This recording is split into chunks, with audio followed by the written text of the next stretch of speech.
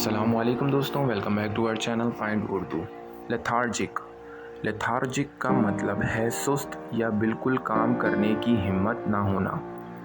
ये अक्सर तब होता है जब आप थकावट या एनर्जी की कमी महसूस करते हैं और कोई काम करने को दिल नहीं करता। लेथार्जी अक्सर लेज़ीनेस या टायर्डनेस की वजह से होती है, लेकिन कभी कभी बीमारी या मेंटल स्ट्रेस की वजह से भी हो सकती है। जैसे गर्म मौसम में अक्सर लोग लेथार्जिक महसूस करते हैं और काम में दिल नहीं लगता। After a heavy lunch I felt lethargic and couldn't focus on my work.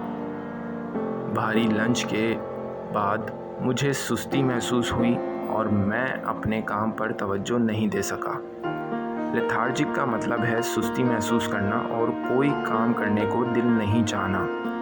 तो दोस्तों, ये था लेथार्जिक लफ्ज़ का मतलब और इस्तेमाल। उम्मीद है अब आपको समझ में आ गया होगा। मिलते हैं नेक्स्ट वीडियो में। शुक्रिया।